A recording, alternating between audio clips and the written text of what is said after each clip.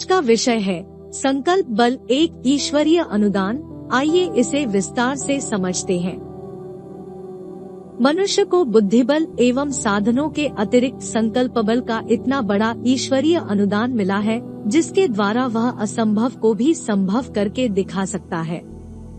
घटना सन 1910 की है। एक जर्मनी ट्रेन में एक 16 वर्षीय किशोर यात्रा कर रहा था। घर से भागकर वह कहीं दूर जाना चाहता था। पैसे के अभाव में वह टिकट न ले सका। टिकट निरीक्षक को देखते ही उसने सीट के नीचे छिपने की कोशिश की, पर वह टिकट परीक्षक की निगाहों से बच न सका। उसने किशोर से टिकट मांगा। टिकट तो उसके पास था नहीं। पास में अखबार का टुकड़ा पड़ा था। किशोर ने उसे हाथ में उठाया, मन में संकल्प किया कि यह टिकट है, और उसने टिकट निरीक्षक के हाथों में वह टुकड़ा थमा दिया। मन ही मन यह संकल्प दोहराता रहा, हे परमात्मा, उसे वह कागज का टुकड़ा टिकट दिखाई पड़ जाए। उसके आश्चर्य का तब ठिकाना न रहा जब देखा कि निरीक्षक ने उस कागज के टुकड़े को वापस लौटाते हुए कहा कि क्या तुम पागल हो गए हो? तुम्हारे पास टिकट जब है तो सीट के नीचे छिपने की क्या आवश्यकता है? अबाउट माई सेल्फ पुस्तक में वुल्फ मेंसिंग नामक एक रशियन परमाणुवैज्ञानिक उपरोक्त घटना का उल्लेख करते हुए लिखता है कि उस दिन से मेरा पूरा जीवन बदल गया। पहले मैं अपने आप को असमर्थ, असहाय तथा मूर्ख मानता था, पर उस घटना के बाद यह विश्वास पैदा हुआ कि मेरे भीतर कोई महान शक्ति सोई पड़ी है, जिसे जगाया, उभारा जा सकता है। उन प्रयत्नों में मैं प्राणपण से लग गया तथा सफल भी रहा।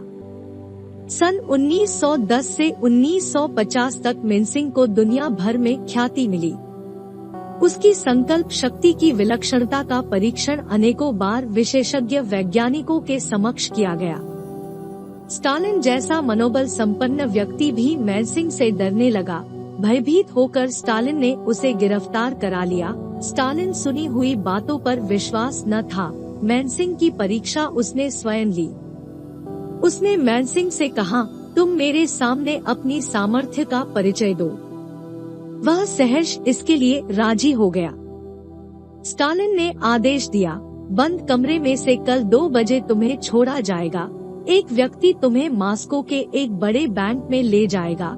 तुम्हें बैंक के कैशियर से 1 लाख रुपए निकलवा कर लाना होगा, पर ध्यान रहे तुम मात्र अपनी वाणी का प्रयोग कर सकते हो, किसी शस्त्र का नहीं। दूसरे दिन पूरी बैंक को सैनिकों से घिरवा दिया गया।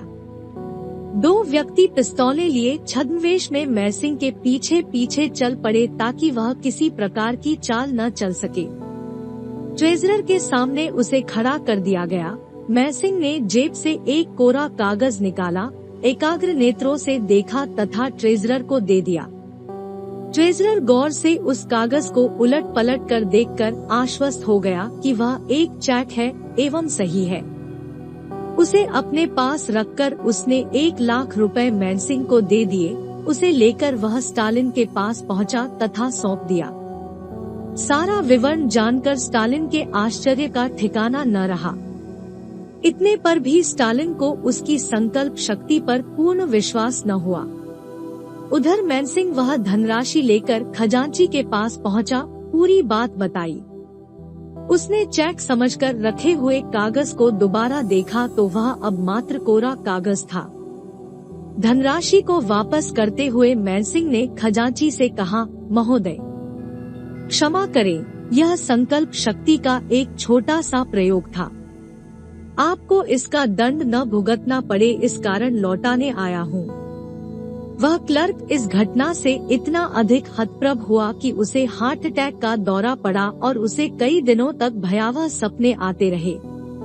इस रहस्य की और भी पुष्टि करने की दृष्टि से उधर स्टालिन ने मेंसिंग को दूसरा आदेश दिया कि सैनिकों की देखरेख में बंद कमरे से निकलकर वह ठीक 12 बजे रात्रि को स्टालिन से मिले। स्टालिन के लिए सैनिकों की कड़ी सुरक्षा वैसे भी रखी जाती थी, लेकिन यह व्यवस्था और कड़ी कर दी गई ताकि किसी प्रकार भैंसिंग निकलकर स्टालिन तक पहुंचने न पाए, पर इन सब के बावजूद भी निर्धारित समय पर स्टालिन के समक्ष पहुंचकर मुस्कुराने लगा। स्टालिन को अपनी आंखों पर विश्वास नहीं हो रहा था, पर जो सामने घटित हो रहा था उससे इनकार कैसे कर सकता था। भय मिश्रित स्वर में उसने मैसिंग से पूछा कि यह असंभव कार्य तुमने किस प्रकार, किस शक्ति के सहारे किया, थोड़ा विस्तार में बताओ। मैसिंग बोला, यह और कुछ भी नहीं, संकल्पवान का एक छोटा चमत्कार है। मैंने मात्र इतना किया कि मन को एक विचार, एक लक्ष्य के लिए एकाग्र किया। तत्पश्चात दरवाजे पर आकर सैनिक से निर्देश के स्वर में बोला, मैं बेरिया हूँ। ज्ञातव्य है तब बेरिया को रूसी फौज का सबसे बड़ा अधिकारी, स्टालिन के बाद सर्वशक्तिमान अधिकारी माना जाता था। आपसे मिलने की इच्छा जाहिर करते ही सैनिकों की पहली कतार ने मुझे एक कमरे का नंबर बताया। वहां पहुंचने पर मैंने पुनः अपना परिचय पहले की भांति दिया। सुरक्षा पर तैनात सैनिकों ने एक दूसरे दिशा वाले कमरे की ओर संकेत किया। वहां भी सशस्त्र सैनिकों की एक टोली मौजूद थी। जनरल बेरिया का नाम सुनकर व उन्हें प्रत्यक्ष देखकर उन सैनिकों ने भी अभिवादन करते हुए आगे का रास्ता बताया। इस प्रकार सैनिकों की 7 टोली पार करने के बाद निश्चित रूप से यह मालूम हुआ कि आप कहाँ हैं। अपना पूर्व की भांति परिचय देकर मैं यहाँ आ सकने में सफल हुआ। मैसिंग के द्वारा स्टालिन को एक नया सूत्र हाथ लगा कि मनुष्य के भीतर कोई ऐसी अविज्ञात शक्ति विद्यमान है जो प्रत्यक्ष सभी आयुधों से भी अधिक समर्थ है। उसके द्वारा असंभव स्तर के कार्य भी पूरे किए जा सकते हैं। स्टालिन ने मैसिंग की अतीन्द्रिय सामर्थ्य के परीक्षण के लिए नामोर नामक एक मनःशास्त्री को नियुक्त किया, जो अपने समय का मनोविज्ञान का मूर्धन्य विशेषज्ञ माना जाता था। लंबे समय तक उसने मैसिंग का अध्ययन किया। अंततः उसने घोषणा की कि मन की अचेतन शक्ति चेतन की तुलना में अधिक सबल है। उसे उभारकर अच्छे बुरे दोनों ही तरह के काम लिए जा सकते हैं। मैसिंग के भीतर का अचेतन प्रचंड रूप से जागृत है। उसी के माध्यम से वह प्रचंड संकल्प की प्रेरणा देकर दूसरों को सम्मोहित कर लेता है तथा अपने प्रयोजन में सफल हो जाता है। इस पुस्तक के अन्य अध्याय सुनने के लिए डिस्क्रिप्शन बॉक्स में दिए गए लिंक पर क्लिक करें। For more videos visit our channel. Please like, share and subscribe.